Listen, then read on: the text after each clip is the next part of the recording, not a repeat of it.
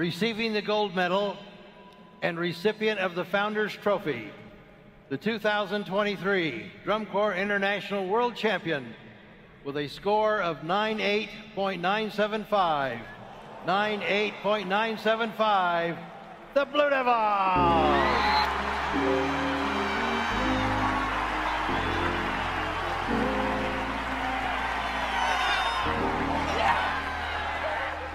So, the 2023 DCI season has officially come to a close, and it's been an interesting one to say the least. There's been a lot of things that have happened this year. In 2023, it's the first DCI finals in history that the Santa Clara Vanguard has not competed in. The Troopers had their first back-to-back consecutive finals appearance since 1986. The Mandarins ended their season in 6th place, which is the highest corps placement and score in their corps history. The Cadets are back in the top 5 for the first time since 2015. The Cavaliers won the Sanford Drum Award on their 75th anniversary. The last time they won drums was 2011. The Bluecoats have now placed 2nd for their 3rd year in a row. And Crown won their 8th Jim Ott over the past 13 competitive seasons. And now, the Blue Devils. This is their 21st World Championship title and their first ever three-peat. This season was yet another undefeated season for the Corps, making it their 7th undefeated season in the past 13 competitive seasons. This is the 15th consecutive season that the Blue Devils have not placed lower than 2nd, and the last time that they were out of the top 5 was 1974.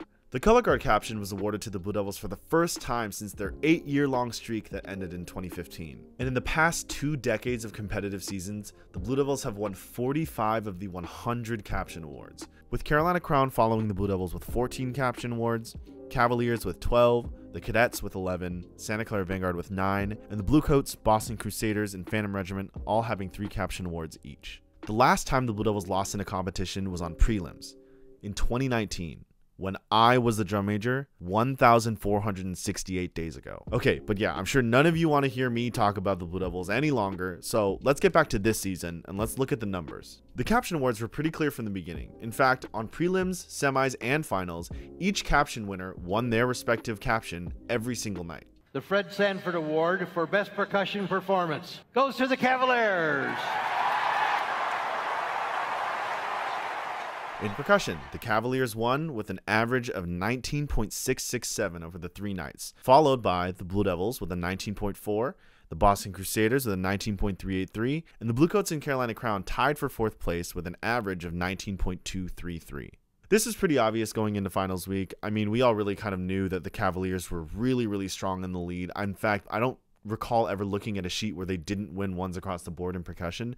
So, you know, well deserved. And congrats to the Cavaliers, especially on a year like their 75th anniversary. This is really cool to see and nothing but good things to say. Happy for you guys. In brass, it was pretty unanimous amongst the judges as well. The Jim Ott Award for Best Brass Performance goes to Carolina Crown.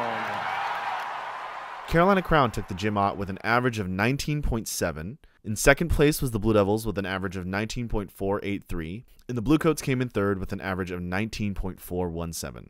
I was there during finals week and I had the opportunity to go and watch Carolina Crown Brass in the lot and be inside the circle and listen to them, and they were phenomenal. They really were incredible, and they beefed up their book halfway through the season. They added a ton of notes, and the execution was just insane. And going down on the field and watching them too from the front sideline, hearing the power, the precision, just the overall commitment from every single member on the field, it was a well-deserved win. And I thought the Blue Devils were amazing as well, but Carolina Crown really just were incredible all 3 nights, and this makes sense too. So congratulations to Carolina Crown. Again, it's their 8th brass caption in the past 13 competitive seasons, which is just so insane to think about how dominant they are in the brass caption. And it's not, you know, it's not anything surprising for anyone. So congrats to the Carolina Crown. If you're on the horn line and you're watching this, you guys are amazing. It was really cool to see that. So good job. For the color guard, the George Zingali Award for Best Color Guard goes to the Blue Devils.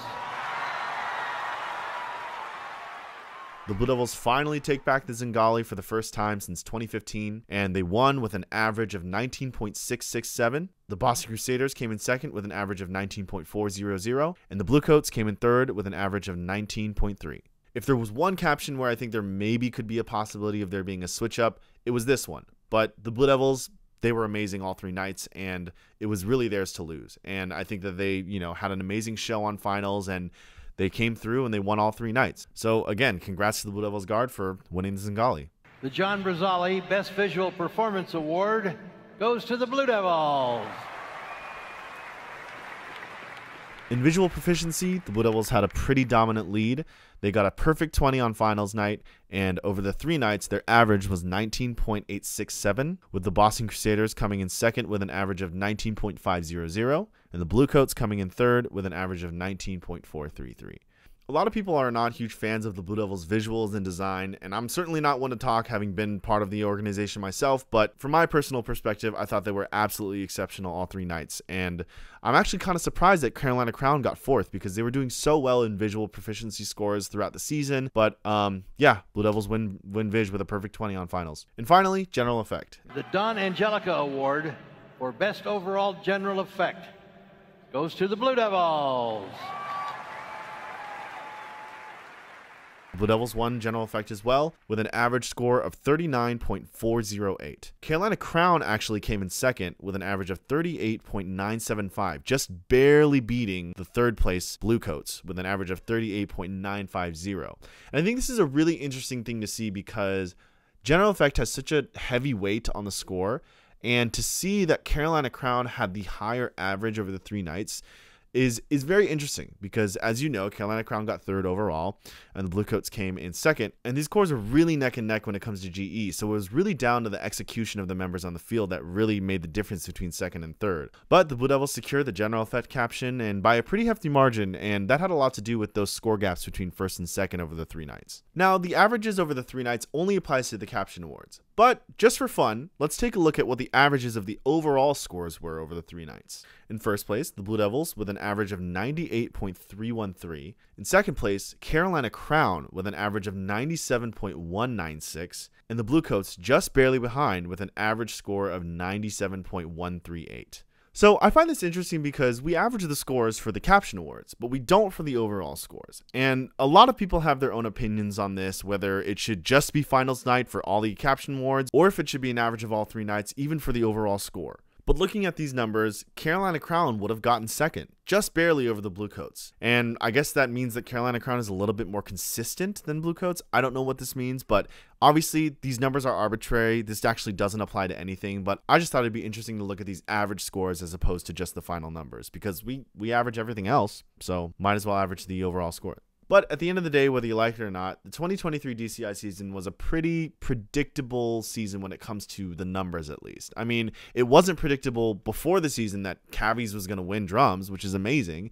But everything else from around mid-season, a lot of these things were pretty much telegraphed on the wall as to what was happening at finals night, and there wasn't a lot of movement. Obviously, congratulations to the Mandarins on an amazing season this year, and to the Colts for being back in finals as well for again. But yeah, I'm sure a lot of you guys are just sick of seeing the Blue Devils win, and again, that's a fair sentiment. I totally understand that. You know, when I think about it, I made this YouTube channel during the pandemic after the 2019 season, and since then the Blue Devils have not lost. They haven't. They've been undefeated for the entire time this channel has existed. And I know some of you guys might see me, Alan, and Malik as just 3 Blue Devils alum that are just constantly praising Blue Devils for being amazing, but I personally look forward to rooting for another drum corps. Like, I love the Blue Devils, okay? I've been there, I've done it, it's my home corps, but I'm all in favor for cheering for the best corps to win. I personally think that the Blue Devils were the best corps this past year and the year before, but I genuinely hope for another corps to come out next season and really have something special to just dominate throughout the season, because I love this activity and I really loved watching all of these shows at finals this year, and it just makes me sad that there are so many people that find the activity to be ruined by the Blue Devils. And I personally think the Blue Devils show was amazing. I loved it. But if you're watching this and you only follow drum corps for the scores and the numbers and the winners, I urge you to look at the activity in a different way. It's about art. It's about creating community of education and enriching lives through the activity, and we just get to have this fun little competition at the end of the day. But anyways, what are your thoughts on the 2023 DCI season? There's a lot of things that happened this year, and you know, I'm sure that there are a lot of controversial takes. There's some people that disagree with things that happen, but leave it all in the comments. I'd love to hear what you guys think. But man, I thought it was an awesome season. I hope you guys did too, and There's going to be some more coverage that we're going to be doing. We're going to be doing some reaction videos to the show, so that's something that you should be looking forward to. But overall, I thought it was awesome, and I'm excited to dissect it a little bit more over the next month. So if there's anything that you guys want to see in particular, let me know. But man, great season, and I'm excited for next season as well. So that's it for the 2023 DCI season recap. Thank you guys for watching. Catch you in the next one.